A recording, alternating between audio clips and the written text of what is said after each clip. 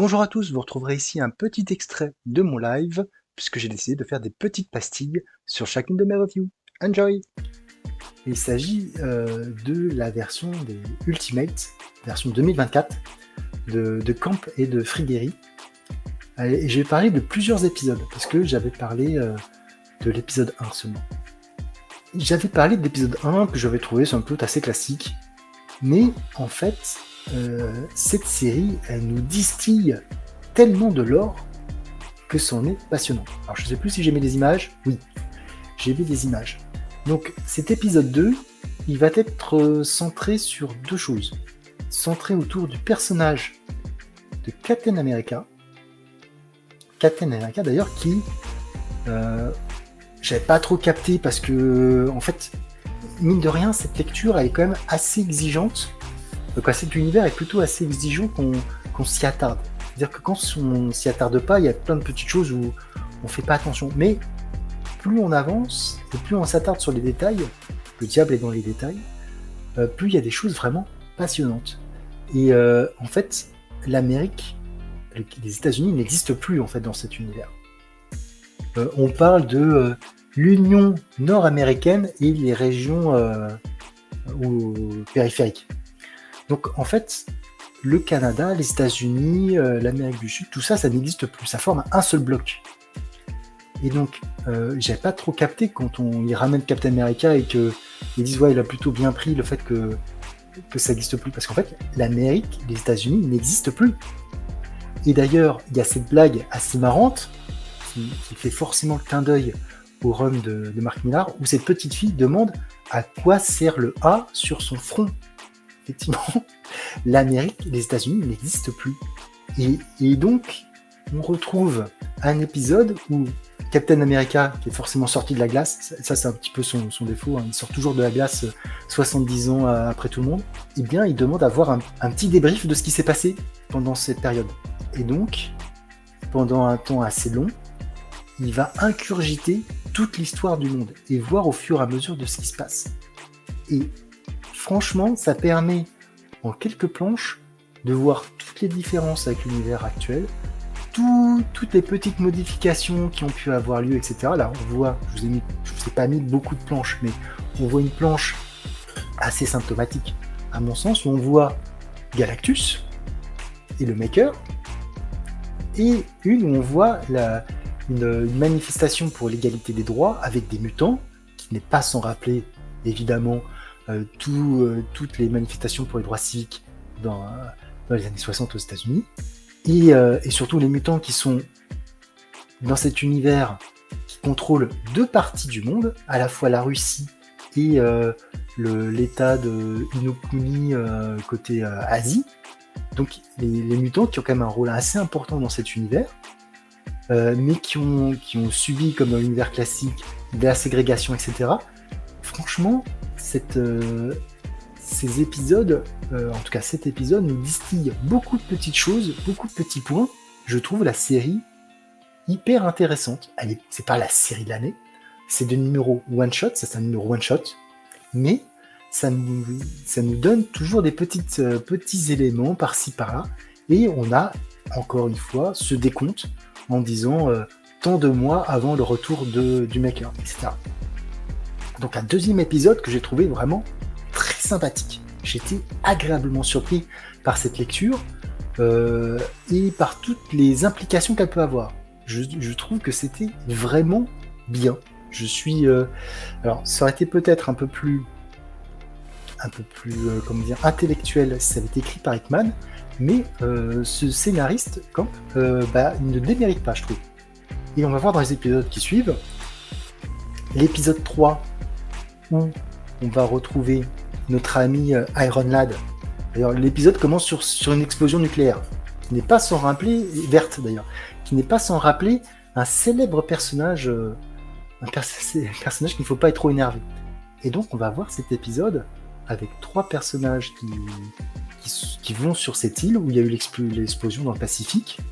D'ailleurs, c'est aussi intéressant de voir que la population locale, comme on peut voir sur l'image, a été affectée par cette explosion. Donc on retrouve Iron Lad accompagné de Thor et de Sif. Ils arrivent sur cette terre irradiée où tout semble hors norme. Les plantes, les animaux et aussi la population.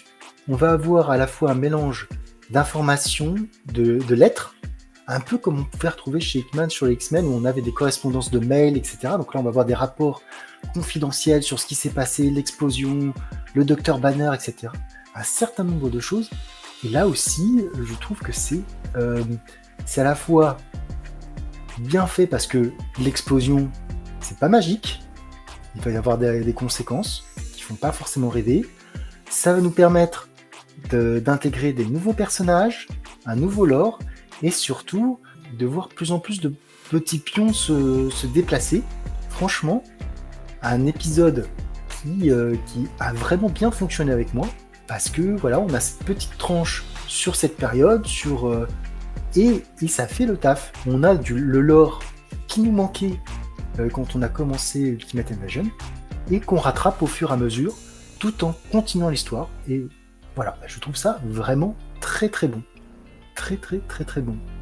Et après, le dernier épisode que je vais vous présenter, le 4e, qui est sorti récemment, avec cette fois un changement de dessinateur, cette Finauto, et cette cover qui est absolument démente. Je trouve cette couverture, mais vraiment, elle est géniale en fait. Ce masque de Doom et ces souris qui ont les pouvoirs des 4 Fantastiques, je la trouve vraiment géniale. Et donc, cet épisode va se focaliser sur le personnage de Doom. Et surtout, tout ce qui va se passer. Alors, mini spoil, pas. Iron Lad et Doom ont une machine qui leur permet de voir ce qui s'est passé dans les événements passés. Je vais dire ça comme ça. Mais ils ne peuvent pas forcément intervenir sur toutes les phases. Et donc, on va avoir toute l'histoire de ce personnage de Doom. Comment il est devenu comme ça, tout ce qui s'est passé. Et là, on peut faire tous les liens qu'on veut avec les 4 Fantastiques. C'est passionnant de bout en bout. C'est un épisode qui, sur la variation forcément de la formation d'équipe, des pouvoirs et autres, est absolument génial. Déjà, graphiquement, Frigueri ne déméritait pas. Mais Noto, il a un style qui vraiment est très très propre. Et il fait vraiment le taf un petit peu... justement, on est un petit peu dans cette ambiance un petit peu ancienne, etc. Alors par contre, entre flashback et présent, j'aurais aimé une petite séparation des couleurs ou de la forme pour voir, parce que vous voyez la case du haut avec les 4 qui sont dans la navette et la case du bas, donc il y a le passé et il y a le présent. J'aurais préféré que ça soit un tout petit peu plus séparé, mais franchement, cet épisode est absolument génial. Et là aussi, on va rajouter du lore, on va comprendre ce qui s'est passé, on va voir toute la souffrance des personnages, et c'est vraiment bien. Pour le moment, cette série, qui est vraiment en mode purement one-shot, fait vraiment le taf. Sur 4 épisodes, à part le premier que j'avais trouvé, somme toute, moyen, mais qui rétrospectivement donne beaucoup d'informations. Parce qu'en fait, il y a beaucoup d'informations dans chacun des épisodes. Et quand on pioche au fur et à mesure les choses, on comprend mieux. On comprend mieux plein de petits trucs. Et je vais pas parler, spoiler, je ne vais pas parler de Amazing Ultimate Spider-Man numéro 8. Mais dans cet épisode, on voit bien que ça n'a pas été tout à fait la même technique vis-à-vis de Peter que vis-à-vis de Pym et de Jeannette. Donc, il y a vraiment des choses qui se construisent au fur et à mesure et tout, et c'est passionnant. C'est véritablement passionnant, cette construction d'univers, phase par phase, et franchement, moi je tire mon chapeau sur cette série.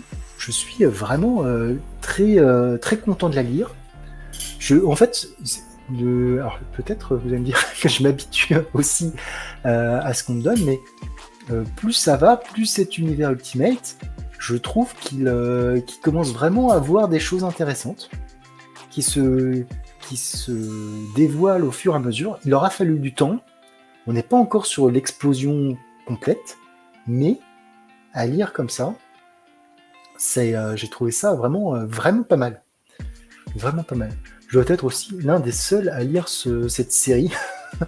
Parce que même G, quand il a lu l'épisode 3 en direct dans son dernier débrief avec Anto, il a lu en 2 secondes, il a craché dessus.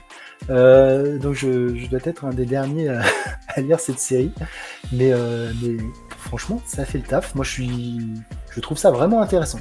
En plus, ces 4 Fantastiques qui ne sont pas une équipe que j'apprécie particulièrement, je dirais que sans vraiment redorer leur blason, j'ai passé un bon moment avec cet épisode.